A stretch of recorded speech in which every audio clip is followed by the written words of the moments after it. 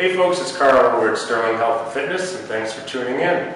So our topic today is integrating behavior into nutrition.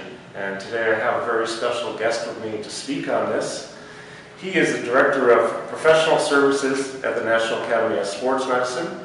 He has his bachelor's degree in nutrition and master's degree in exercise science. And it's my honor and privilege to introduce my special guest, Mike Fantigrassi.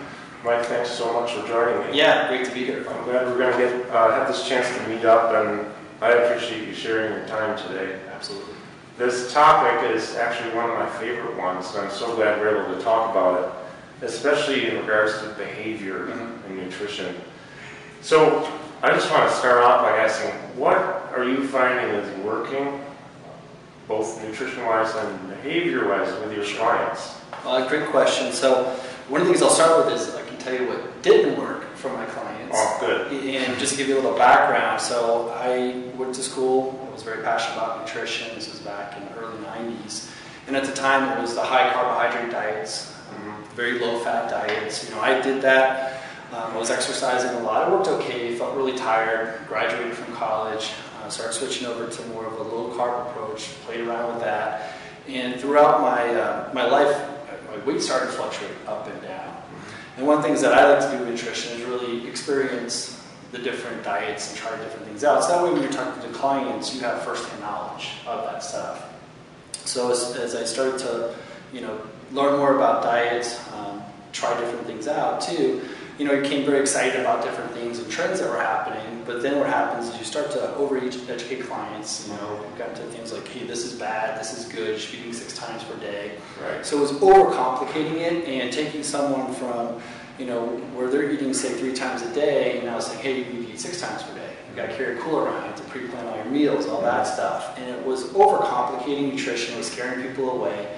You had a very small amount of people who had the time, the energy, the willpower to do all those things that you were asking them to do, so they weren't very successful with it. So over time, what I try to do is simplify the nutrition process. What are the really important things? And overall, improving someone's quality of the food they're eating is really important, but if their goal is to lose weight, you do have to create a calorie deficit. That's very important. So that was the thing, is try to create strategies and simple things that people could do to make sure that they were taking in less calories and they were doing this on a consistent basis. So once they were done, it wasn't a drastic change into their eating habits. They were just kind of continuing on with a lifestyle change. So that was really the thing that helped a lot, was creating a lifestyle change.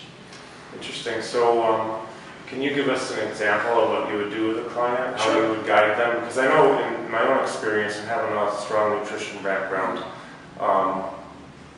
I have found it challenging to get people to make changes. And of course, baby steps, I've started to take the baby step approach recently. Like my new thing, and I have to credit my friend Angel who led with this, master breakfast. Get breakfast down first. And then we'll talk about lunch once you have breakfast. I mean, that's just something I've tried, and I can't really tell you the results because we just started about 3 weeks ago. But what are you doing that's working? Well, the first thing is really understand that client, understand their challenges. So they may not have that many things that are holding them back. It could be a couple of big things they're doing. So it could be the weekends, and that's their challenge. They're creating this, they want to relax, and maybe they start drinking alcohol, and alcohol is a trigger for someone to overeat. And maybe by having them learn stress techniques, like how do I de-stress, because that's the reason why they're drinking, because they want to relax. That's what the reward they want from it. So you replace that alcohol with a different habit, like maybe yoga on Friday nights, or doing something else, like instead of a happy hour, exercising, group exercise, just something that they enjoy doing. And then that doesn't cascade into now eating a pizza late at night, and I feel tired the next day, now I don't want to exercise. So you can kind of see these patterns that can want to be fixed when you go back to that root cause of what's happening. And then once they master that, then you can tackle another thing. The other thing is just, again, looking at what they're doing, and maybe it's just some small tweaks to what they're doing that can make a big difference as well. Dietary-wise, like what they're intaking? Yeah, so for instance, like, a lot of people think juice is healthy because it comes from fruit. Right. But when you look at the sugar content, it's the same as soda in a lot of cases. So say, hey, could you switch to something else that'll save you a lot of stuff? Maybe that helps with their cravings for things because their blood sugar's not going all over the place from consuming a lot of simple sugars and things like that. Yeah, that makes sense, because those sugars can really whack us out, the way they actually metabolize or not metabolize insulin, and Sure. crashes, and using it over and over again really causes problems. What's another example? So, okay, let's recap. So in that, you're actually taking, let's say, a typical weekly activity or two and replacing it now. What's another example of how you would implement different behaviors? Sure. Try to get them to implement something. Yeah, a great book is Brian Wansink's book, so he has a couple of them. But one of the things that he teaches, which I found is very effective, is you look at their environment. We're influenced so much by our environment, and if it's easy to consume things, then that's going to lead to people who are eating those things. So for instance, he had a study where he went to people's homes and looked at what was on their countertop. So if they had soda, there was a very high relationship to that, people being overweight. Same thing with like cereal, box cereal being on the countertops. Because if it's visible, you see it, and that might trigger you to want to eat something versus if you make it less convenient. So just by reorganizing, taking things like cereal and stuff like that, putting it away, even like leftovers, if you wrap it into tin foil where you can't see it, like cookies, aluminum foil, that'll lead you to not seeing it every time you open it. Put the healthier foods higher up in the refrigerator. Put the stuff that snacky foods, like maybe that you have to have for your kids, down near the bottom there. So you're not getting those triggers every time you see it. And put the good stuff out there, like fruits, and that will lead to someone picking that as a snack because they see it. And there's actually, in his book, he talks about how when people do have fruit, I believe it was like 7 pounds, it would be 7 pounds lighter than the average person versus soda, I think it was like 28 or 29 pounds heavier if they had that out on the countertop. Interesting. I was just reading this thing, I can't remember where I saw it. It's from a doctor in California, Dr. Robert Lustig. He was talking about how they did an experiment in these schools where they gave a certain group of kids fruit to eat for lunch, only fruit. And they tried to get the kids to eat, as an experiment, 4 oranges. And actually, none of them could finish 4 oranges. They were full by the second or third.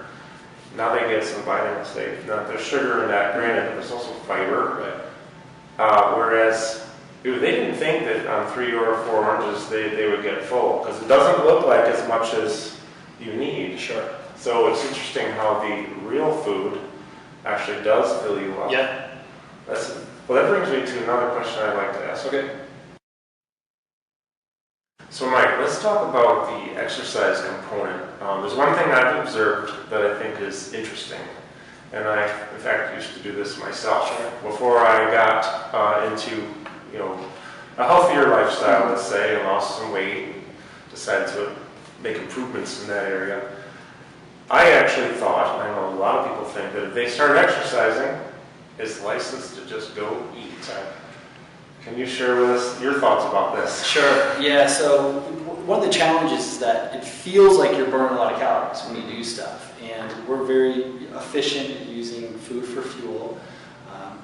And the other thing you have to factor into with exercise is that you're always burning calories. So if I'm replacing an activity with exercise, so let's say that normally I play with my kids, I'm doing something at home with them, and it doesn't really feel like exercise because I'm having fun. I could be burning 100, 200 calories in that hour. Now I go and take Zumba class, or maybe I'm burning 500 calories in an hour. It's not that I'm burning 500 extra calories, I have to also subtract out what I was doing in place of it. So really the net is only 300 extra calories. But because I sweat a lot, it's hot in there, I feel like I burned a lot. Yeah. Now I have 2 pieces of pizza instead of 1, and a piece of pizza can have 400 to 500 calories. So not only have you erased the deficit with the first piece, you've actually taking in more than you need at that one meal there. Yeah, and a lot of people, this, not knowing this, leads to a lot of disappointment in, many cases, because, like you say, they feel like they're working hard. Well, they are working hard. Yeah. They feel like they're burning more calories than they are. But then, it's a month, 2, 3 months, 6 months later, and the physique doesn't change at all.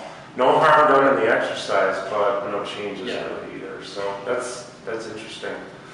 So, as we, come to a closure on this, what other thoughts would you like to share? Sure. Well, as a fitness professional, make sure that you're educated on the science when it comes to nutrition. So that way it allows you to evaluate all these different diets and also dispel some of the myths that your clients are going to hear about from social media, newspapers, tabloids, all that stuff.